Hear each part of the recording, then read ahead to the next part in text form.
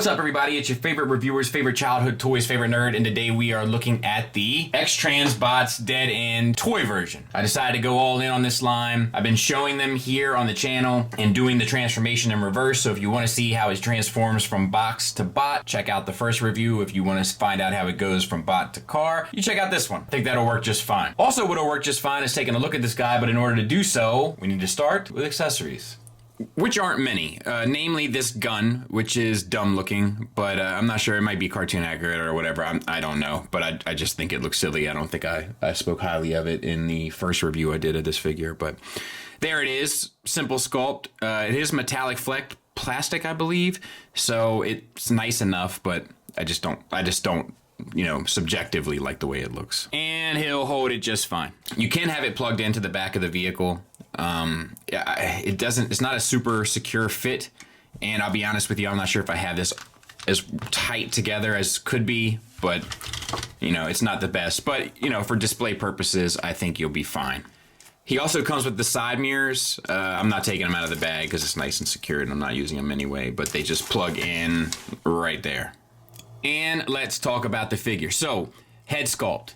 Brand new, lips are a little dull. X-Transbots has this problem from time to time, like where the details of the face don't necessarily come through in the sculpt. They look a little muted. Such is the case here. But it is painted well, that is to say with the yellow glossy and then the gold metallic visor. It's a hinge swivel, which works really well. Head up to there, down to there, plus the swivel. Little loose swivel, but overall fine. Then we have the chest, tons of the G1 kind of paint deco, looks great. The blues, blacks, all that's Tampo. The silver is painted on. This is painted. All of this is painted. Like, I think it's painted anyway. It's not a sticker, is it? That might be a sticker. I can't tell. Let's look at the other ones. Is this all sticker? No, that doesn't feel like a sticker. I can't tell. Either way, it's fine. It is all new sculpt work. I really wish I could get to the bottom of that. I can't imagine that they would put the stickers on. Yeah, it doesn't matter. It looks good. Waist swivel. And we have the ratcheted ab crunch to get you all the way over. Breaks the sculpt up to everything, but does get you all the way over. Waist swivel's a little loose. Not unlike the drag strip. All right, then we have the shoulders. So you have an additional hinge at the shoulder that will get you up a little bit. Then you have the universal that gets you all the way up anyway, so that works fine, and you don't have to put any kind of stress on this because it does like there's a pin here, not a pin, but there's a tab here that slots into this space, and this space is longer than the tab, so you can get a little extra movement, but you usually, I mean, you don't need it really. That'll get you 90 degrees, and then a little extra click will get you up. So either way works fine, and you get the 180. Bicep swivel, double jointed elbow that gets you the full run. Wrist swivel, fingers on a base pin knuckle, all tight rider fingers, all hinged together. Same for the other side. We have the gummy bear plastic hips, which is not my favorite, as you know, but they'll go up here for the universals that are underneath that get you the full Van Damme. They also get you the full Monty. Thigh swivel. And ratcheted knee, basically a single hinge. It's technically a double hinge, but you can't really use the other one, but just a smidget. So basically a single hinge that gets you 90 degrees. For the lower legs, we have more of that G1 toy deco. Looks really good. I'm quite happy with it. Really comes through. And then, you know, somebody in my review of the drag strip said you should say G1 toy and not, because people get confused. Like, why would you get confused? This doesn't look like the cartoon. Why would you get confused, dude? This is not how human beings communicate. We kind of use general language and we pick up the pieces. If you ask me how I'm doing and I say I'm straight, I'm straight. It doesn't mean that I'm standing straight up and down. It means I'm doing fine. I'm straight. Everything's straight. Don't worry about it. You know what I mean? Loosen up, dude. Okay, ankles. Basically operate from here. It's, I guess that's the whole foot. But you get down to there, up to there, and a rocker. So no real issues. Not the greatest rocker in the world, but not the worst either. There he is from the back. This piece keeps falling off for me, but and so does this one, to be fair, but for whatever reason that one's stuck in at the moment. So yeah, not bad.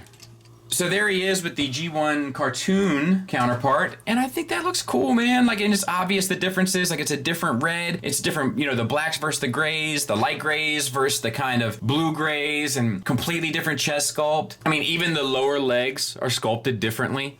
You know, like, it's not just a simple repaint. Like, there's some love put in here. The thighs are a different sculpt. Like, I gotta give them their flowers. Like, they deserve it. I really like what they did with this set. I like it a lot. And then there he kind of is with his counterparts from the toy line. And I'm excited. I'm like genuinely excited about what they've done here. I think it's a really smart, clever idea. And there is passion and different love put into it than their normal pieces. There's variation. Like, they care. They care about this. And it comes through, and I dig it. So let's get him transformed. We're going to start with this leg. Open up this flap here. Tuck in this piece. Flip the tire out. Flip the knee part up. Flip the heel in, flip the foot in, flip this tab up, and you're ready to go. Same on this side. So heel in, this piece up. You want to open up this, bring the wheel to the outside. This piece comes up. This piece goes in. This piece flips up, excuse me. All right, I really hate the clearance of this, but bring this around.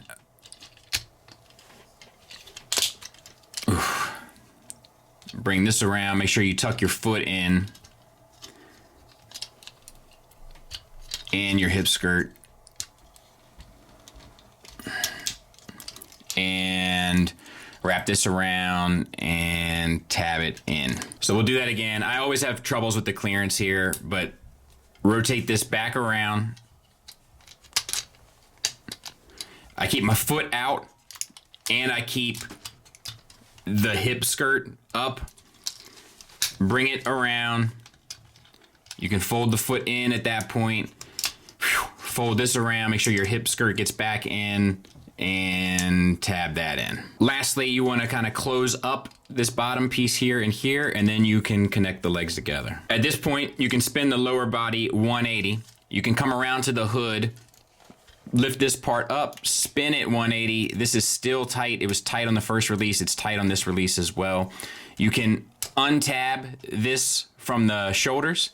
You can begin to kind of put the hood, you know, in a way that it makes sense as a vehicle, and then you want to collapse the part that plugged into the shoulders. Let's get this arm in position by splitting the forearm. You'll see that you see most of the pistons there. You want to kind of sort that out so that you don't see them as much, so you push that up. And then you want to rotate this up, and you're just trying to get the tire in the right spot, so then rotate that back down. There's a number of hinges, and then you want to have this tab, or slot rather, towards you as well as the fingers. So same for this arm, and you have your other one to kind of compare it to, but split the forearm, and then you want to rotate the entire shoulder piece up, and then bring that second hinge down. Rotate it around until the tire sits in the right spot. Rotate this around until that you have that sitting flush, and you should be good to go. Take these side panels here and open them up.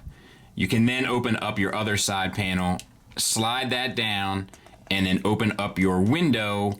Slide the first panel that you opened up. Mine is super tight. And that has to go so that it lines up perfectly with this panel, and you'll know you have it when you have this little missing box there. Same for the other side. Open up your first panel. You can slide that up. Open up your second panel and window. Slide that down. And then line up the two panels so that they form the little box. And if you have your arms positioned just like this, with the fingers kind of facing you, your two panels lined up, it's these two tabs that you want to line, or slots that you want to line up with these two tabs, and just rotate the arms underneath, bring them underneath the window and then alongside to kind of fill out the body of the car, and tab in. And you want to do the same for this side. Second one gets a little trickier because you don't have as much space, but as you can see, no big deal. Then you should have this pretty much done. Your upper body, your lower body, and the hood. So we're going to connect the hood first the best we can, which I might struggle with. But it's basically three connections. If you get it closer in line, there you go. I'm having a hard time getting that one fully stuck in. And together. I'll clean it up. We'll take a look at it. And there it is in car mode. And I love it. I love everything about it. I really do. I think the paint comes through nicely. I think the stripe, which I do miss, you know, I know it's not cartoon accurate, but I do miss on the other one, looks beautiful. The silver there, the headlights, all that bit, the front and back, silver wheels. Underneath is pretty clean. Got the face there. Like, I just think it works. And it gives me those nostalgic feels. I really do miss those paint stripes on the G1 cartoon version. You know, I get that why they're not there. There it is with Tiger Tracks. I'm not sure what else you want me to say. It feels great. Like I said, rubber wheels. Feels nice, man. Good unit.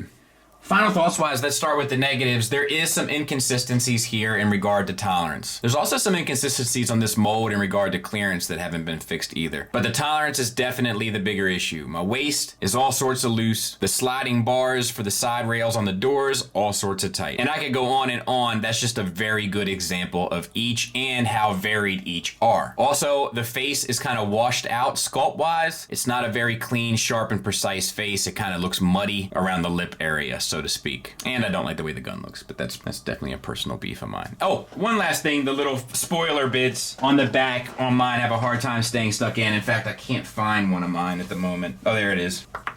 But that would be it.